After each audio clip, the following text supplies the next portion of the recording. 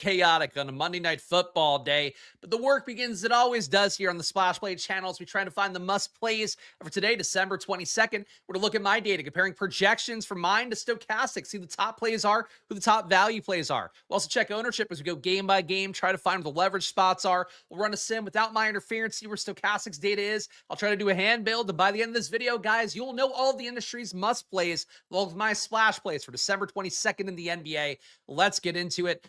Schedule this week, guys, looking like we got ourselves full slates today, tomorrow, and then Wednesday, no games. So Wednesday, as long as the data's out there, I'm going to try to do a video for the Christmas Day slate on Christmas Eve. So that's the plan for the week here, guys. But as you guys know the deal, help me out, hit that like button, subscribe when you come in, and shout out to Stokastic, of course, for showing us their data here.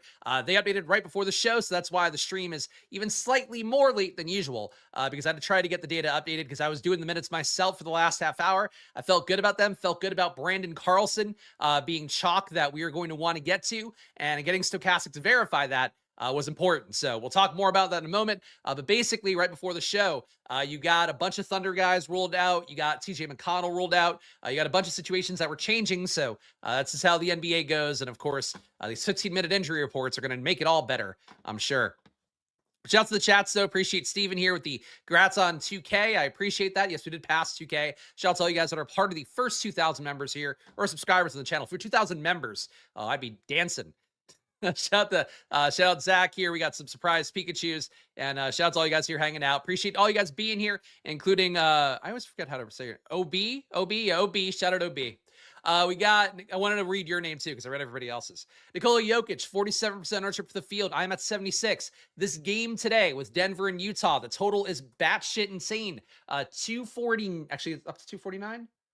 No, 248.5 still. 248.5. Denver on their side with 131 expected points today. So as a result, Nikola Jokic looks good. One thing, which actually I will show you guys in NBA Wowie because I think it's noteworthy. And it does spook me a little bit given how highly I have Nikola Jokic rated on every slate. Nikola Jokic has actually not been that great. I said it right. There we go. That's all I could ever do. But I'm not having a great hit rate on correctly pronouncing usernames. Our guy, the Shy Bears, or the Chai, is it Shy or Chai? It's Shy, right? Chicago Bears, like, is the thing. And I read it as Dachi Bears, like he was some sort of Japanese baseball team. So I have been on a cold streak of reading usernames correctly. I'm very good at last names, though. That's one of my strengths. All right, for Denver, let's take out Aaron Gordon. Let's take out Christian Brown. It is a little bit jarring to see. So Nikola Jokic, his usage is actually down now this year without Gordon, without Brown. Rebound rate down a little bit. He's still getting 12 assists per 100, but his assist rate down a little bit. Only averaging 1.5 fantasy points a minute. And I point this out mostly because Nikola Jokic at this point, Steven Leibovitz. I think that's, is that not how we pronounce your name? Is it Leibowitz? Should be a Vitz, no? But I'm pretty sure I do say it right. Correct me if I'm wrong. But I also don't care. Nikola Jokic. So the big thing is that I think for Jokic, what stands out is relative to his production today, have him for over 2 fantasy points a minute. Relative to how he's played with Aaron Gordon, Christian Brown, it's 1.5 fantasy points a minute. So he's actually not been quite as good as it seems. Obviously, he always has that 80-point upside. But on a day where half the field's going to play Nikola Jokic, and frankly, with Brandon Carlson being a value play at 3K that I think will be popping into a lot of lineups, you now have it. So Nikola Jokic is really going to be hard to not put into lineups and be able to get him pretty easily. So there's nobody's going to project like him on the slate. I do wonder if my projection's a little bit too elevated, giving him 71.6, Stokastic giving him 70.3. But for Nikola Jokic here, the biggest thing is that he is your pay-up option that looks good. SGA, even with a bunch of guys out, no guarantee we get a crazy allotment of minutes. The total's also not as good as this near 250-point combined total for the Jazz in Utah. You also have Nikola Jokic playing the Jazz. Not going to be any real resistance for him going against his former teammate, Yusuf Nurkic. So Nikola Jokic looks good. It just did stand out that he's not been quite as good with Gordon and Christian Brown off the court as it might seem. SGA at number 2. I'm at 50.5. Stokastic with the updated numbers here have him at 52.8. He certainly produces well enough with the various Thunder not available. Going back to last year, because I wanted to get a big enough sample size for the Thunder without Isaiah Hartenstein, without Chet Holmgren, who got ruled out, without Jalen Williams, without Alex Caruso, who's also out today now. SGA has put up a 1.6 fantasy points a minute, along with 36% usage and a 27% assist rate in that period. He also is just so good. He's got 66% true shooting as well. Doesn't need the big men to create space for him is the main thing. Which sounds kind of like a pause situation. But for SGA, really the big thing is that even with those guys out of 10-7, Jokic still looks like about a 20 fantasy point better play. So SGA, a much lower owned pivot. Certainly, logically, you would say without a bunch of Thunder players available, SGA should have the biggest ceiling that he can have. But it does seem like Jokic, an infinitely better play projection-wise. And also, Cade Cunningham a little bit cheaper. Stokastic has him higher straight up. I would have him close enough to SGA where these guys look like the same play to me. Cade Cunningham, 11% ownership expected his way today. Cade, as we talk about a lot here, not really a guy that ever pops too much in my data, unless we got a few guys out for Detroit. That said, they're facing Portland, who is not a great defense, 117.5 points given up per 100 possessions, which is towards the bottom part of the league. And also a 102.3 pace is a pace up for the Pistons as well. So those are good things for Cade here. I think the other part is that Portland is good enough to hang in this game, theoretically in a spot where they are a 5.5 point dog at home. But the total's not as high as that Denver-Utah game. So same thing as SGA. Despite the fact that Cade looks good, his team is mostly full strength, and the total's just not crazy high. But again, the spot where half the field's going to play Jokic, and I'm getting him at 76% of my top 150. I think it's totally logical to look at SGA, look at Cade, look at Donovan Mitchell, Jaylen Brown even. If you were to take all your Jokic ownership and just split it around these guys, I mean, that's sort of how you would play tournaments sometimes. So again, Jokic looks great. The total is all there. The projection's all there. But these guys, they're your competition that if they put up 65 fantasy points at a cheaper salary, they might be the thing you need instead of Jokic, even if Jokic goes for 70, 75. If he goes for 80, though, you probably still need Jokic.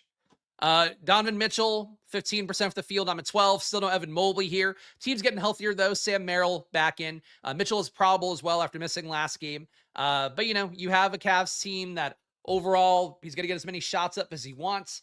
The Cavs playing Charlotte as well, who is a team that's not good defensively, even though they are a little bit of a pace down. Losing about 2 possessions in this game facing Charlotte today is Cleveland. But 124 implied points for Cleveland today, a good total. Cleveland is not the team they were last year, but they still could score a lot of points. Still get a ton of respect in terms of the Vegas totals as well. But, they've played down to it lately, so I'm not going to make a big case for Donovan Mitchell. I think 15% seems fine. I'm getting 12. Really, the biggest case is that he projects well enough. He's not Nikola Jokic, and that's maybe the reason to play him. Jaylen Brown, 15%, Fields at 16. I think he's another guy like Donovan Mitchell, looks pretty good, except you have no noteworthy absences for the Celtics today. You just get that team at full strength. But Jaylen Brown, high usage player. Honestly, in terms of how I view them, pretty similar to Donovan Mitchell, a little more efficient, I would say, but that might actually not even be fair. Donovan Mitchell on the year, 62% true shooting, almost 63. Jaylen Brown, 59.4% true shooting, so above league average, but Mitchell is the more efficient guy. I think I just hate watching Donovan Mitchell play, and that bias creeps in a little bit, even though the data makes these guys look like the same guy. But really think that's what they are. 15% ownership for the field. I'm getting around 15 for both. If I got a little bit more, great. If I got a little bit less, great. But really, these guys in the 9K range, if you could fit like, let's say 3 of these guys, or 2 of them plus an 8K guy, and they hit 50, 60 fantasy points, that's sort of your pathway to beating Jokic. I mean, we've seen that happen on slates lately. Shout out Robert Griffin III here, member for 10 months, and the nude eggs are out to celebrate, so I'll play the actual one because StreamYard does not play gifts here. There you go. Look at that egg's butthole. That's how we celebrate 10 months of memberships being available on the channel here. But never too late to become a member, guys. Of course, it is a $5 membership here if you want to be part of the live chat. Of course, after the fact, anybody can leave a comment. So if you want me to talk to you after the game, or after the show, for me, it's a game here. We're in game mode. But after the show, drop a comment. I always reply. But if you want to join the channel here, support the show, it is $5 to join. And a lot of you guys out there, if you want to use the screens here or see the screens updated with my data, the matchup screen, the Squirt Squad tier is probably the best one for you. If you're an advanced player, the VIP tier might be good. But from what I've seen so far, I think a lot of you guys might be more beneficial or benefited by the $25 Squirt Squad tier if you want to see the screen that I have here up. And at the office too. Oh, there we go. It's a little porn at work. Never hurt anybody. Denny Avdia, 4% ownership here. I'm at 5. Think he looks decent. Again, in that same spot against Detroit. Definitely a tougher defense than we want for Portland, who's not a great team, but Avdia has that 50, 60 fantasy point upside. I guess could hit 70 if he hits a triple-double. So Avdia not going to totally shit on here. He's less owned than the Cade Cunningham, Donovan Mitchell, Jaylen Brown tier. And he has point guard, small forward, so you get him into a bunch of spots. But to me, he looks like the least appealing out of the pay-up options here. I'd rather get to Jokic, and if I'm going to roll the dice, I think I'd rather go Mitchell, Jaylen Brown, even Cade. But, all playable, really. We got Anthony Davis, 33% ownership for the field. I'm at 17. AD producing about 1.4 fantasy points per minute this year, though obviously does have Cooper Flagg taking some of the opportunity away that would make Davis' ceiling a little bit higher. But AD is one of those guys my data is not supporting as much as Stokastic's. I'm at 46.1 today. Stokastic has him at 48.7. AD, 33% owned by the field. I'm getting 17. If he makes it in lineups, fine. He's a 5x value for me. I'm not mad at it. But, I kind of would rather play Denny Avdia out of these two. The ownership being so high for AD. The AD's fine. I just don't think he's mega cheap that he should be owned by a third of the field. Jamal Murray, 24% for the field. I'm at 35. If you're not getting Jokic, looking at Murray should be a logical thing to do. If Murray does have an outlier day scoring, that does pull away from Jokic because a lot of Murray's shots are going to be ISO ball stuff or him creating assists that then take away from Jokic's haul a little bit. But for Jamal Murray here, 8,500, nice price tag. I'm at a 45.9 projection. Stokastic has him at a 45.8. I think he is a good play. I wouldn't say quite a core play, but definitely in lineups without Jokic. I think looking Murray's way more, or as a way to decrease your ownership product on a Jokic line, just playing Denver, putting up a ton of points, and then both getting there, that can work. Steph Curry, fields at 11%. I'm at 5. Golden State, just not a team that I get a ton projection-wise. Honestly, even when they've been shorthanded, they just don't stand out too much for me. But they are playing Orlando. They are a 5.5 point favorite against Orlando, so it does seem like we're expected to get good Golden State tonight. It probably doesn't help doesn't help Orlando out that they're playing on the West Coast a little bit later. But that said, for Golden State here, I'm not stoked about Steph Curry. The field's at 11. Wouldn't have an issue holding hands in the field, but I think the best days for Steph Curry to own him are where he projects well and nobody's playing him. If the field's at 11%, I think that's more than enough for Steph Curry and his ceiling. Paolo Banchero went nuts the other day versus Denver, still benefiting from the usage uptick from no Franz Wagner, also no Jalen Suggs, who's still doubtful for today. Fields at 25%, I'm getting 17. My projection's also about 2 fantasy points lower. He does look like a lot more playable at 46.2 fantasy points from Stokastic as opposed to the 44 that I have him at. The Paolo, big ceiling. I think he is, again, the biggest appeal to guys like Banchero. I mean, Jamal Murray is a really direct one, but even Steph Curry is just that you could probably jam in a few of these guys in a way that you can't jam in with Jokic. So I think it's really just more of a different lineup build where you kind of cram in your Bancheros, maybe your Markkanen, your Steph Curry, your Jamal Murray, whatever in this range. That'll make it so you're spending your money in a different way than everybody else who half the field is just going to take expensive Jokic and be cool with it. And he is, for 12.5, Jokic is pretty cheap, but, he is expensive relatively. And Lauri Markkanen has a Q tag on him right now, but I'm getting him at 9%, fields at 5.5. He's your most logical bring back for the Jazz if you do have Nikola Jokic in a lineup. And certainly if you have Markkanen out today, Keontae George will look better. Kyle Filipowski will look like a lot better play. Nurkic will look better too. So Markkanen, important play right now that we need to know if he's going to be playing or not. And if he is playing, he's probably the most interesting Denver bring back that you can have. Let's sort by value here.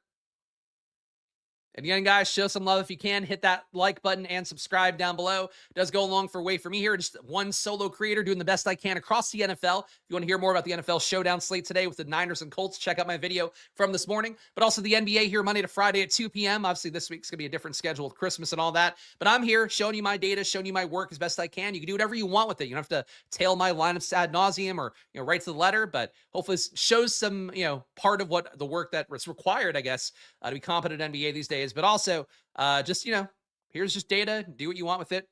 Use the ownership in particular if you want to build better lineups. But let's go into this here against Stokastic. Also 15% off all their data as it updates. Promo code SPLASH will get you it all for 15% off. That's cheap stuff, expensive stuff, weekly, monthly. It's all 15% off. So check it out right now. It's a new affiliate infrastructure over there, and I'm really hoping it goes well. So please, if you haven't joined yet, good time to do it with the NFL and NBA seasons here going on at the same time. And of course, join the channel, $5 if you want to see the very sheets I'm showing here on screen. Also join the Squirt Squad tiers down below. All right, Brandon Carlson. So the big assumption that I have here, and it's a tough one to have because real fast, let's go to Oklahoma City on Popcorn Machine. Popcornmachine.net, very important site to determine, game flows, who played when other guys didn't play, that kind of stuff. Last game, we had Hartenstein in starting. We had Holmgren in starting. We did not have Brandon Carlson in the rotation. So that's a little bit scary, right? But let's go 2 games ago. 2 games ago, we had no Isaiah Hartenstein, no Jalen Williams with a Y. In this game, we had Brandon Carlson playing every minute that Chet Holmgren didn't play. And like literally every minute besides, I guess, one here where they went small briefly. But you can see Holmgren in, out, Carlson in. Holmgren in, Carlson out. Holmgren out, Carlson in. My assumption is that we get Brandon Carlson playing, I would say the shittiest version of the Chet Holmgren role, but really he should just get the Holmgren role. They don't have big men right now. And for OKC, this is still a spot against Memphis where you probably want big men on the court, even though there's no Zach Edey out there, but there will be Landale. Christian Coloco, I presume, will be available. Not sure if he'll get real minutes. And Jaren Jackson's still out there as well with Santi Aldama playing technically center, but not really. I think you're going to want Brendan Carlson out there. So at this point, too, when you have no Caruso, that's one less way for them to go slow. So I think Carlson has to play big minutes. Right now, I have Carlson at 24.2 fantasy points, with Stokastic giving him about 22.3 minutes. In my initial run at projections, which thankfully Stokastic dropped theirs right before the show, I had him getting about 26.5 minutes. He looks even better than about a 28 fantasy point guy. But as it is, 3K minimum salary center. Fields at 35%. I'm getting 81. Brandon Carlson is the best value on the slate. And because he's minimum salary, really one of those plays where the only way it hurts you is if center ends up being a spot where you had to have other guys spiking meaningfully around it. Let's say Jokic hits. Let's say Wendell Carter hits massively, whatever center. I don't just name a center. And you can make the same point. If those guys have massive ceilings, like Carlson's probably not going to give you more than 30, even in like a great scenario. That's where maybe he hurts you. But like 3K minimum guys, assuming that he also starts, and I don't think Stokastic is assuming that, I'd probably just lock him at that point or play him as much as I can possibly get. But Carlson is great value. He is a good producer overall as well without the big men on the court. He's been putting up about 1.1 fantasy points per minute. Let me quickly show you guys the NBA Wowie. Oops. Get out of there, semicolon. Off Hartenstein. Holmgren. So you can see here, Brandon Carlson producing 1.02 fantasy points per minute with those two guys off this year. 18% usage, 11% rebound rate, 64% true shooting. So able to hit a shot. Going back to last year, we get out on Caruso, Jalen Williams, get all the guys from the Thunder who are out basically.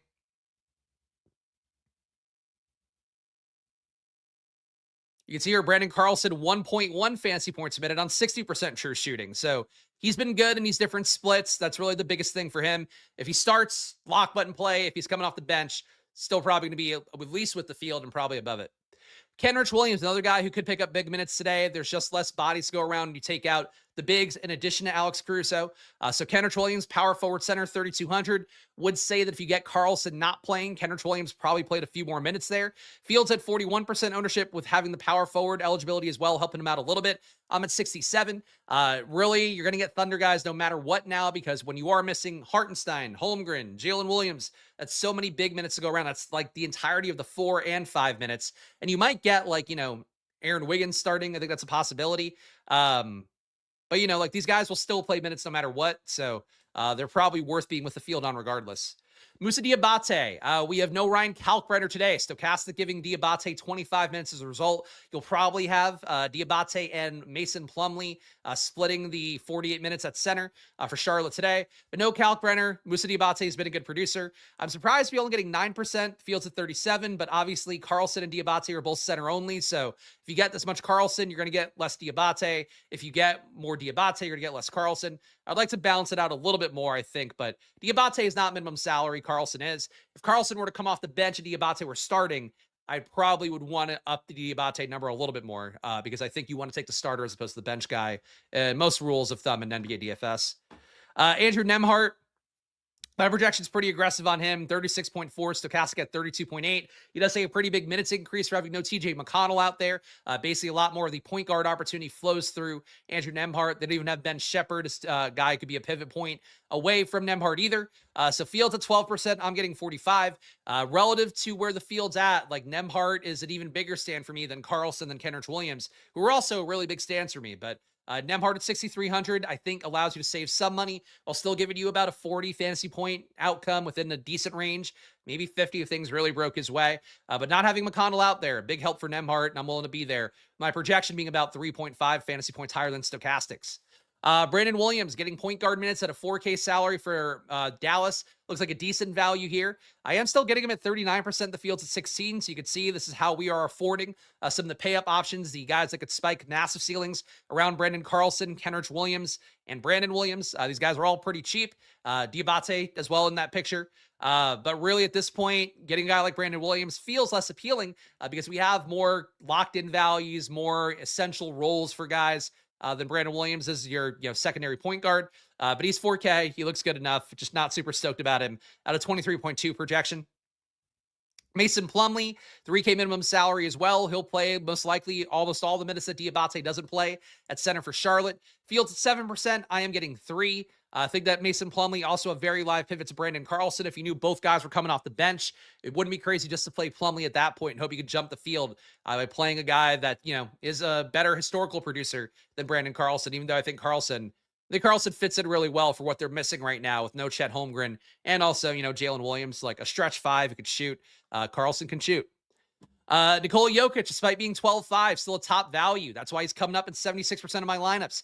Nikola Jokic, though, you can make the case on a slate where everybody's going to be paying up for the guy. You're better off just trying other pay-up options. But Jokic projects really well. He definitely could put up 80, 90 fantasy points in this spot against a mostly incompetent Utah team with a really high total as well. So Jokic, top value despite being 12.5.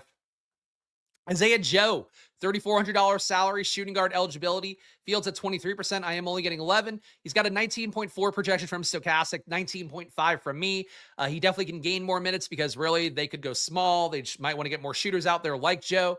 But, the Thunder, still a team where you get some of the ownership at 23%. That's fine. I think I'm a little bit light at 11, but I'm not going to try to jam in Isaiah Joe because you could have Wiggins play over him. You could have AJ Mitchell play over him. You could have Cason Wallace, Lou Dort. Like they go a million different ways that aren't him. And that's really the issue with most of the Thunder at this point. Cam Spencer, I have him at a 34.3 projection. Stokastic has him at 32.4. Big opportunity for him. No Ja Morant, no Vince Williams today, in addition to the Memphis Grizzlies generally being shorthanded. But, still no Javon Small. There's really no other point guards there. So Cam Spencer, Fields at 15%. I'm at 29. He's been a better producer with no Ja Morant out there. Overall has put up 1.06 fantasy points per minute on 20% usage, a 31% assist rate, also a very high 65% true shooting. So he's probably been running a little bit hot there, but doesn't really matter. The big point though is that we don't have point guards left for this team. So Cam Spencer can play a lot of minutes. He's definitely priced where he should be at 6,200. But that salary works much like Nembhard. I think you can fit in the guys who really want to get to around those guys and still have a pretty good floor, and ceiling. Wendell Carter, if you're not taking on the center value, he looks pretty good at 5,400. Gets a pretty good rate uptick for no Franz Wagner out there, no Suggs as well. For a guy like Wendell Carter, who can do more, but often isn't asked to do much more besides be a rim protector and occasional three-point shooter. Getting those guys out helps his projection a good amount. 5,400, though, he's not definitely as obvious of a value as Carlson, as Diabate, as even Mason Plumlee. But certainly Carter, more guaranteed role, and he'll get you off the beaten path of value centers for sure if you play him. Last but not least, my boy AJ Mitchell, projection's not that crazy, though, at 26.8 for me. Stokastic at 25.8. He should see more minutes in part because having no Caruso. Though, really the guys that benefit the most, Cason Wallace, I think in particular, will be out there for the defense that, you're missing now. But AJ Mitchell still should be out there, should produce pretty well. And, not a crazy play for me at 12.7%. He's been a guy I do like historically. But data-wise today, I just don't think he wins quite as much as, Carlson, Kenrich Williams. You're missing 3 major rotational pieces for the Thunder in the big man spots. You're missing 1 in Caruso for the guards. And even then, There are games where he barely plays because they just play the other guys that are already, more in the rotation. So Mitchell, I think okay, but not, a must-have. Crazy, love him kind of play today. We're going to go game by game, guys. Of course, one more ask, hit that like button and subscribe. Try to do it like a radio DJ here. The plugs between segments, but it does go a long way for me here. The more you guys hit the like button, the more impressions these videos get, which means that people can then see the video on YouTube, click it, and that's the battle we're waging here every day. But as the NBA season, where it's going to be a little bit of a slow period with the holidays, your support does mean a lot for me as I keep doing the good fight here, fighting the good fight, and doing the work for you guys as best I can, Monday to Friday at 2 p.m. This week, Monday to Wednesday, then we'll be off Thursday, back Friday. Stokastic as well, 15% off, link down below, supports the show directly. Half the money you pay to them does come back to me, and use that promo code SPLASH over there. Get in there for their data, the cheap packages, the expensive packages. It's all 15% off with the promo code SPLASH. And last but not least, join the channel for $5 if you want to see these very matchup screens I'm showing you here as well. Join the Squirt Squad tier. You get this data updated throughout the night. Same data I use to play my own lineups every single night. I update in one batch, basically. I update for myself. And actually, I do paste it in first. I'm like a mama bird. I paste in the data for you guys first, then I update my stuff when I know it's good to go. So that's actually true. That's something I said it backwards. I'm like, no, I should be real about it. I update it for you guys first. I strap you guys in. I give you guys your face mask on an airplane before I do my own. That's what mama bird. I should stop calling myself mama bird. Does here on Splash Play. Your top game here, first game here, Charlotte. And let's look at the game times real fast. We got Charlotte, our lone 7 o'clock game. Indiana, Boston at 7:30. Dallas, Nolans at 8. Utah, Denver, 9. So they're all staggered. 9:30, Memphis, OKC. 10 o'clock, Orlando, Golden State, and Detroit, Portland. So, really, we want to know the Thunder starting lineup the most, and that's at 9:30. You'll have flexibility around that, but I feel like heading into 9 o'clock is going to be the most important part here, because you're hoping you get the Thunder starting lineup before you know Utah, Denver, and what's going on there. But yeah, definitely staggered times, not the most helpful for the information we need the most. Charlotte, 114.5 implied points. We can make up good time here. I really think for Charlotte at this point, they might spike the occasional ceiling as they did versus Atlanta the other day. In that game, LaMelo Ball also got to, I think, 30 minutes in that spot. Let me look it up real fast because I don't want to talk out of my ass when we're discussing LaMelo and his minutes limit, which has been real hard to spot. So versus Detroit, LaMelo played 23 minutes. Versus Atlanta is where he had the big game. He got to 29.2 minutes. So LaMelo in a competitive spot where things are going well can probably get you 30 minutes. But in a game where it's not going well, he's probably going to play not a lot of minutes. Makes him tough to play at 8,400. That's why we're not there. Brandon Miller, Con Knippel, still really expensive as well. Knippel has had big upside lately. That same Hawks game, we saw Miller, Knippel, and LaMelo all get there. But, if Miles Bridges plays anything close to his projection, those guys shouldn't have as much of a ceiling. So it is a tough spot for Charlotte right now. They're really expensive because these guys have spiked upside in different configurations.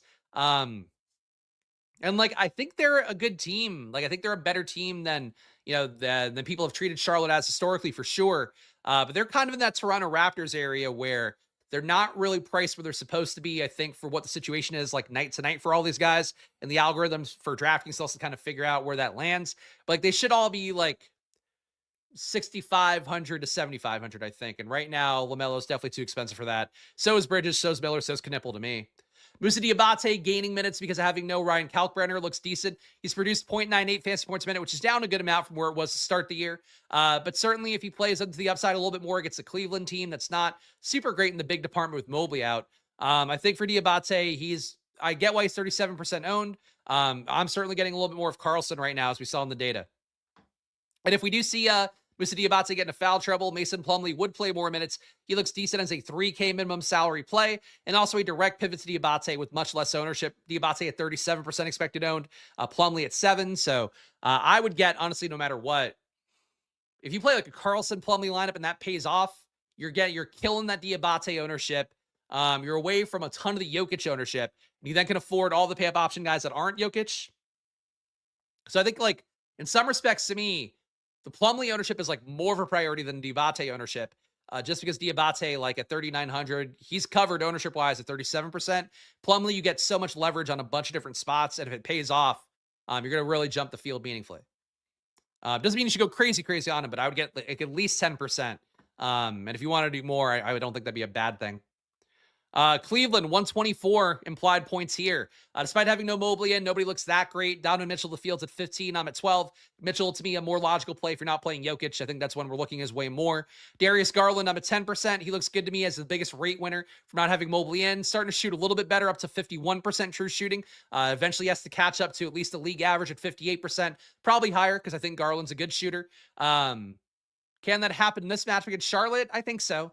But Mitchell being in definitely makes Garland a little bit less appealing with that price tag up for the game that he had, which I was all over here on stream with Mitchell out last time.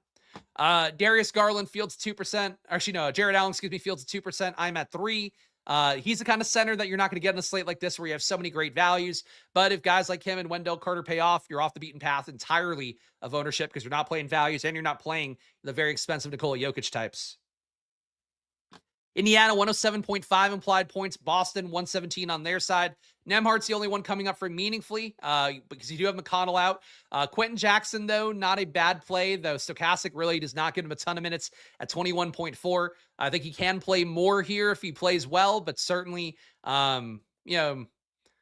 they're definitely limiting his minutes for a reason, so you're not getting a ton of Quentin Jackson.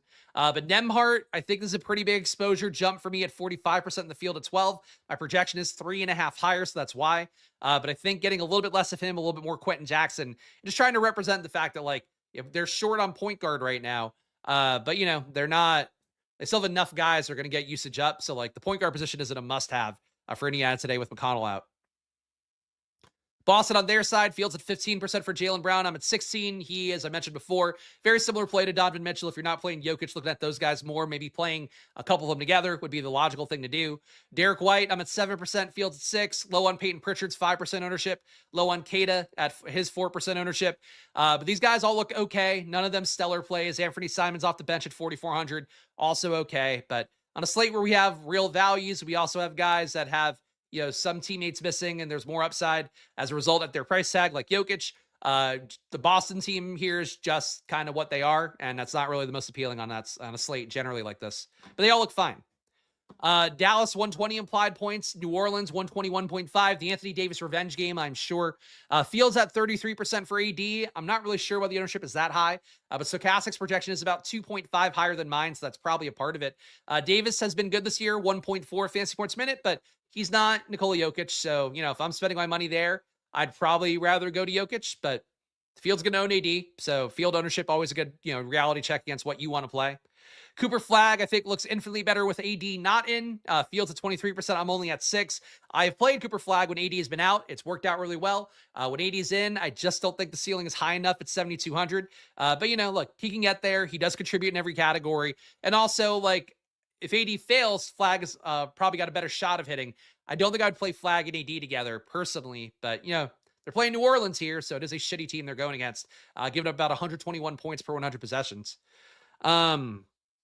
PJ Washington, a little bit cheap at 6,700. Not a great play. Brandon Williams, a little bit too cheap as a value option with Russell shunted down the rotation entirely. And Ryan Nemhart's minutes also basically splitting with Brandon Williams. But I don't really buy this Brandon Williams ownership for me at 39%. Field at 16. The projection looks okay, but he is not really anything special on a slate where you have meaningful value opened up by, guys missing from rotations.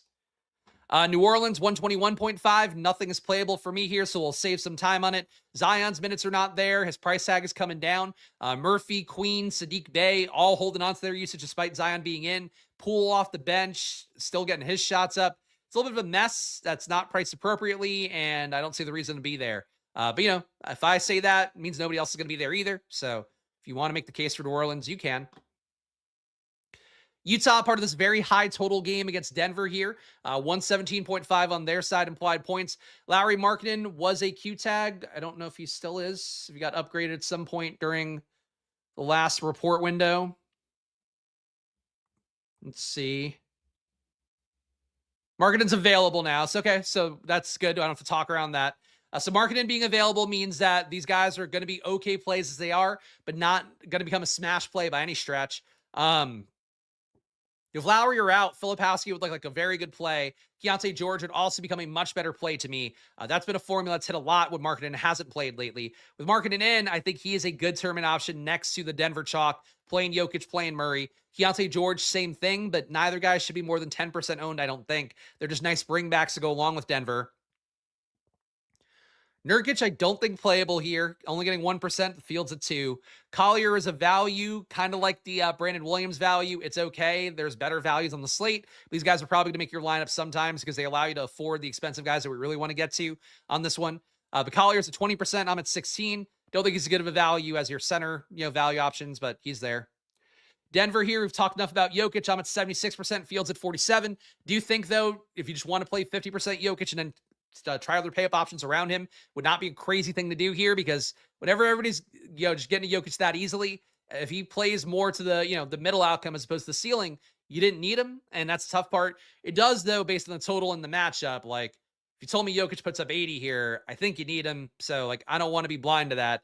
I think being with the ownership here and leaving some room, if it's like 25% of your lineups, if it's 50% of your lineups, leave some room for other configurations, like including Murray especially.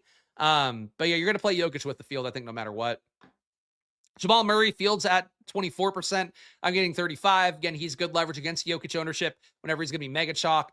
Peyton Watson, does he still have a Q tag on him?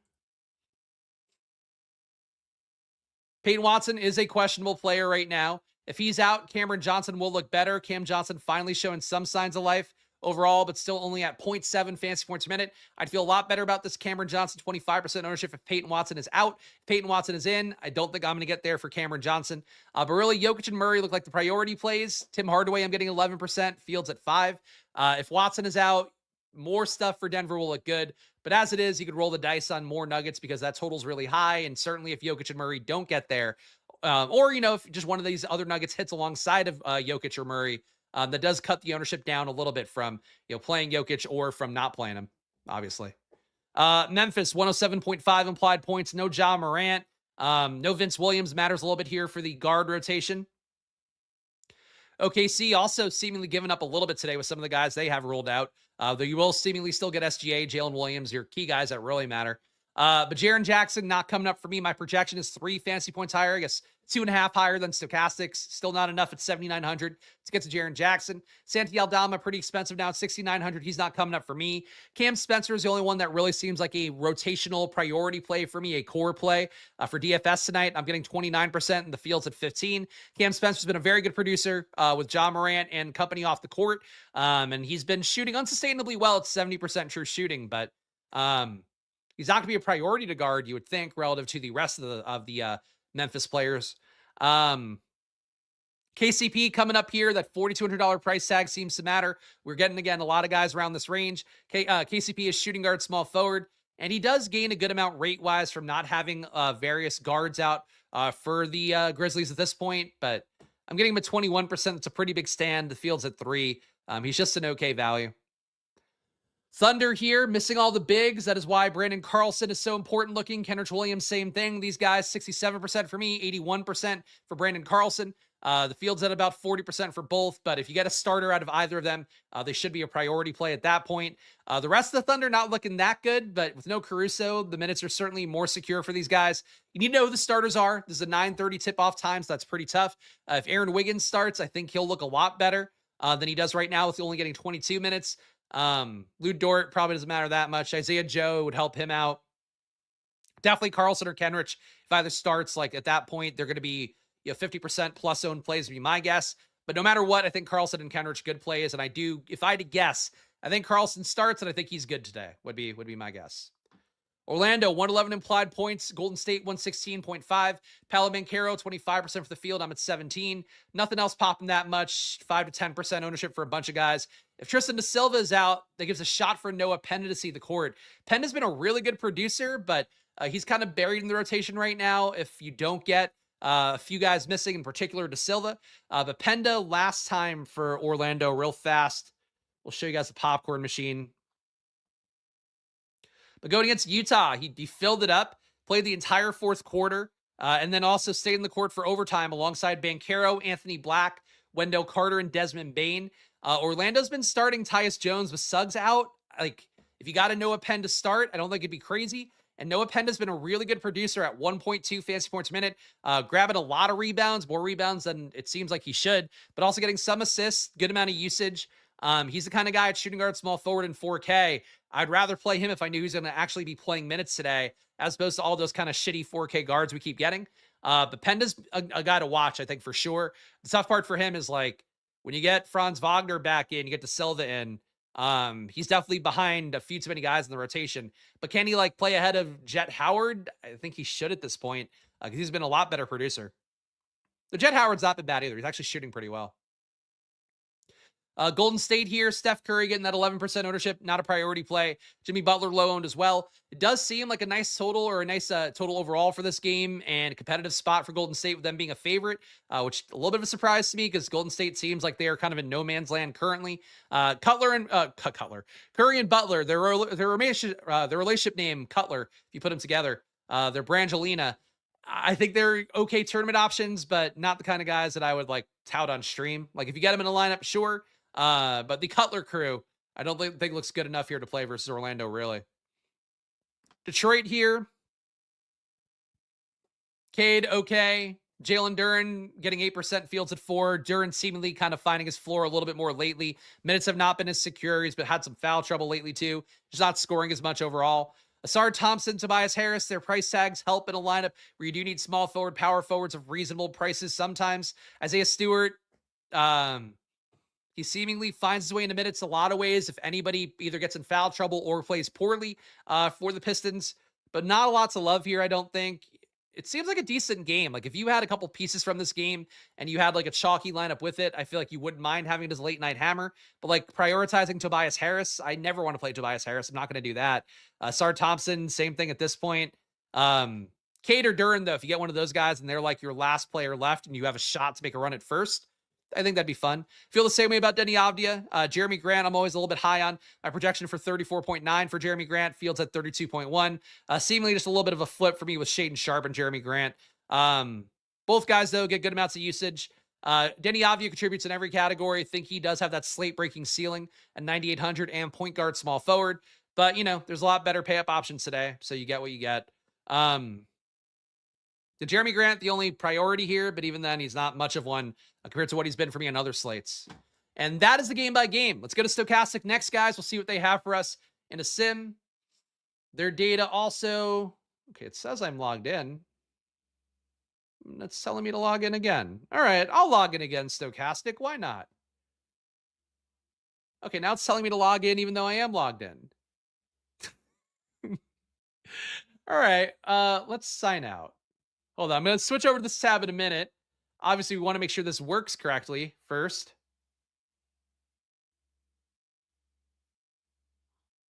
Oh, did they fuck something up here where I don't have access to this? Hold on, guys. Sorry. Should I just show you my process here? Again, Stokastic having tech issues lately. Today in particular, it seems. Yours did that to you too?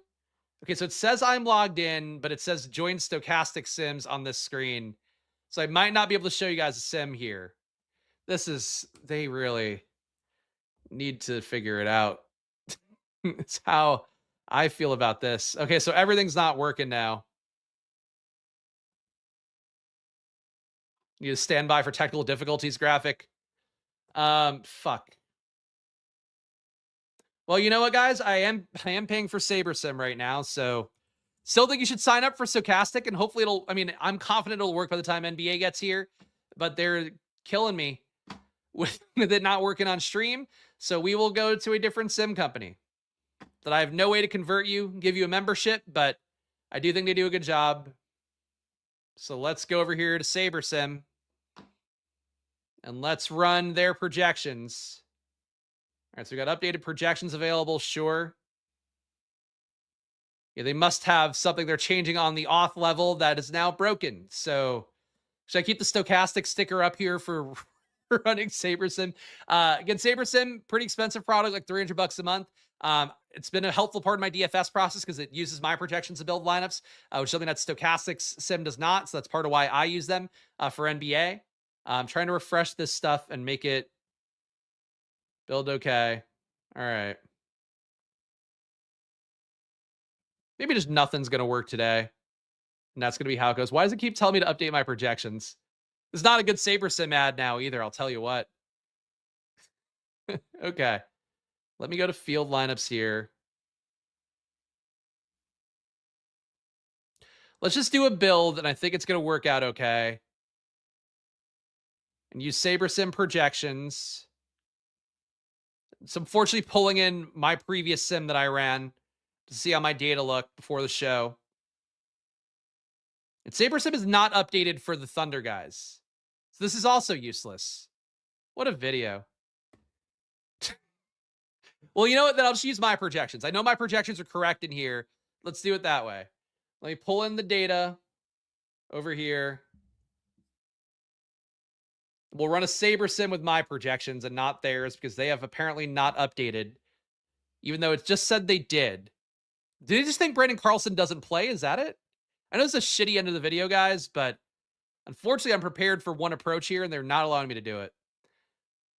Okay, did I have Hartenstein? No, they don't have Hartenstein in their data. Do they have Holmgren? No, so they just don't think... They don't think Brandon Carlson plays. So this will be a different look. Let's do it that way then. Their flagship MME with SaberSim projections. Here we go. And then let's rebuild lineups here. SaberSim not as complicated as the tools I'm probably making it look right now for what it's worth.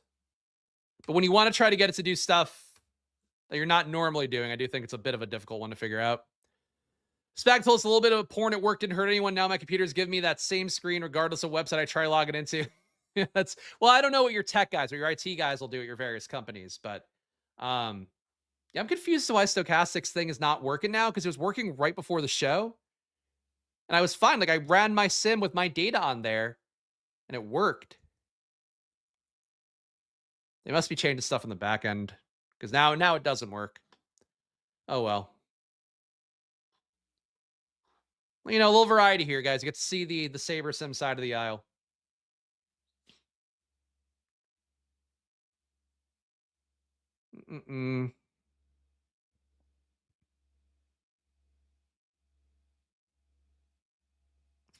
It's also building my portfolio right now.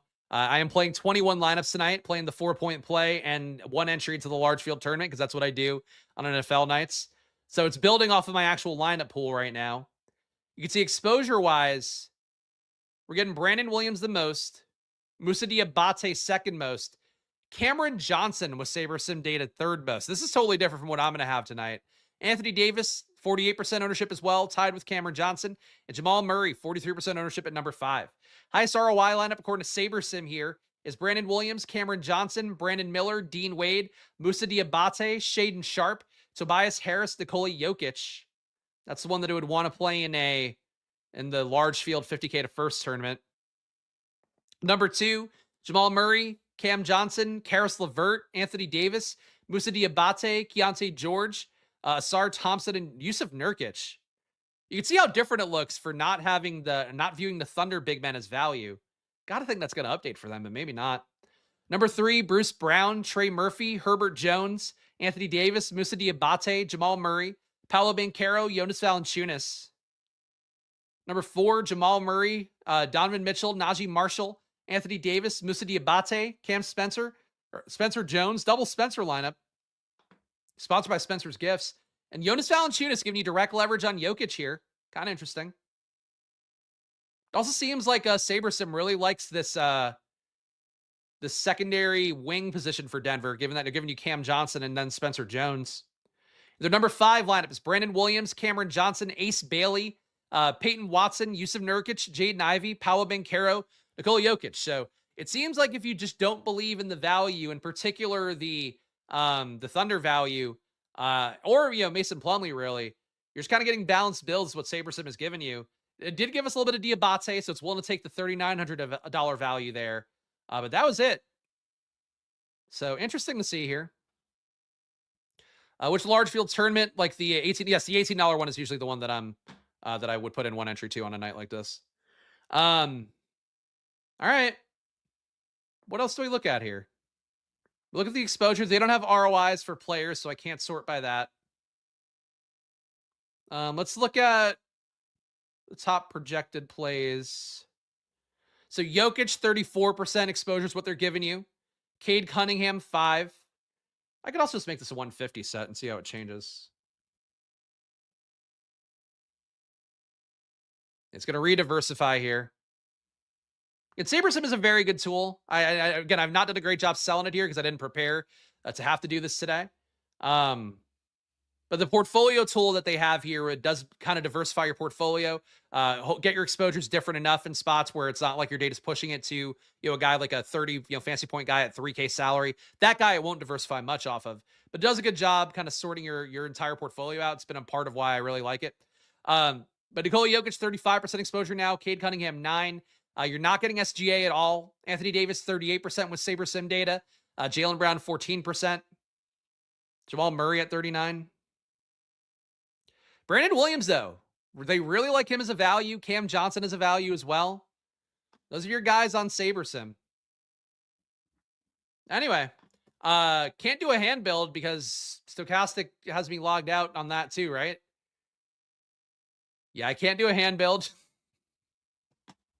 I'm sorry, guys. I'm not the one who's checked out for Christmas week. I'm here doing the work. I will give you guys my splash plays for the day, though. Before I do that, please, one more ask, guys. Again, no matter what curveballs we get, I am still here doing the work. So please hit that like button. Please subscribe. I really wish the video were better down the home stretch here because I hate when I fucking stall out here at the end. Things not working correctly, but I do the best I can here Monday to Friday at 2 p.m. This week, you will get me again tomorrow at 2 p.m. Wednesday, you will get my Christmas preview video, probably at 2 p.m. as long as the date is available, but if not, at some point that day. Friday, I'll be back as well. So join along here, hit the like button, subscribe, and you'll get my best efforts here no matter what the conditions are every single day. This is a bad time.